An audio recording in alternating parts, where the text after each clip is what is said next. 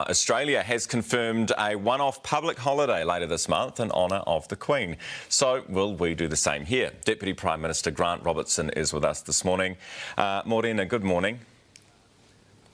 Ron.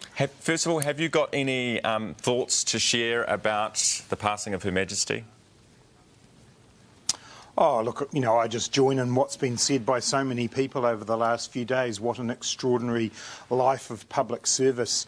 I was thinking about it the other day. I think I'm probably similar to a lot of New Zealanders. I always have my grandmother and the Queen in my head at the same time. And, that permanence that she represented is only really replicated in our lives by family. And I think that's why people are feeling her loss so much at the moment. So, I think obviously it's a time of great sadness, but definitely an opportunity to reflect on an extraordinary life of service. Yeah, absolutely. And we saw that in the faces of those who'd gathered as the funeral procession, the coffin procession, went through the streets of Edinburgh this morning.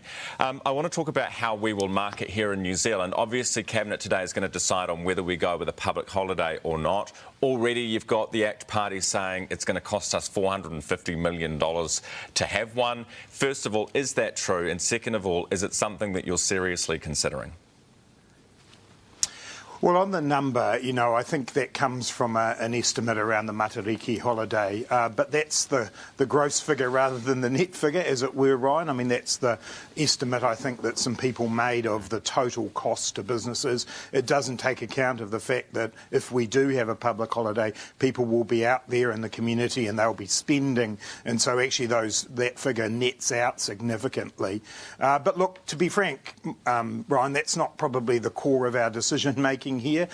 We want to recognise the significance of this occasion, 70 years in the making, and we'll make our decision today about whether that involves a public holiday or not. But I think the most important thing here is to recognise that the sovereign of the country has died, a person who gave 70 years service to us in that role, and we need to think about what the best way is to mark that rather than dwell too much on, whether it's 450 or if it nets out to a much lower figure or indeed goes in the other direction. Yeah, I completely agree with you, and I know the country joins you in that sentiment.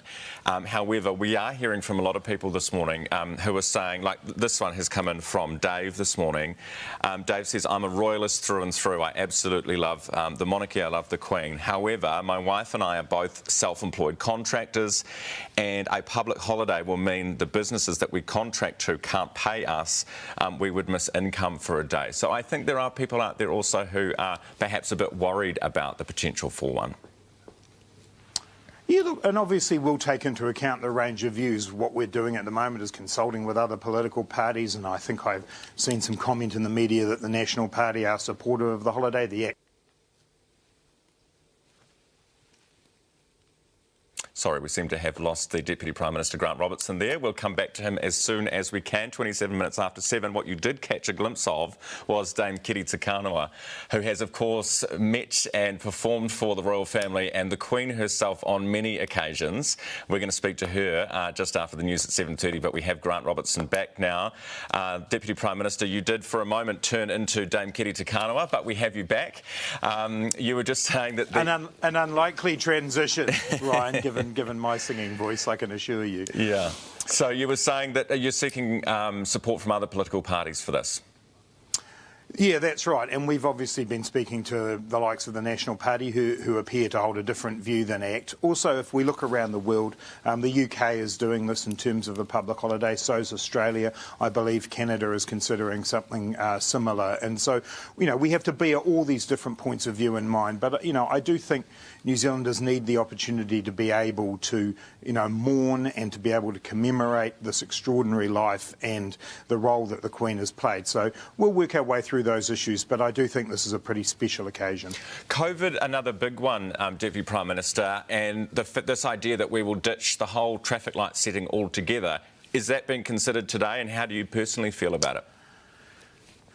Yeah, look, I think what we want to do is what we said we'd do, which is get ourselves through winter. New Zealanders have done very well again. The hospital system came under a bit of strain, but it did cope, and our health professionals did an extraordinary job getting us through that. So now's the opportunity to say, what does the system that is fit for purpose for today look like? And we've tweaked our system all the way through to be proportionate to the situation that we're in. So we'll work through the public health advice, we'll work through the broader advice, which includes economic advice, and then we'll come to our decision today.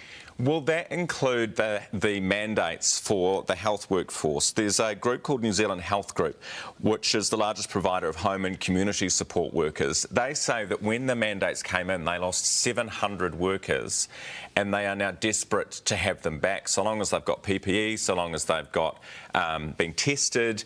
Actually, those who are receiving the care say, we would prefer to have someone rather than no one. Will you look at this today as well? Yeah, to answer your question, Ryan, yes, we will be considering the issue of the few remaining workforce-related mandates that we do have.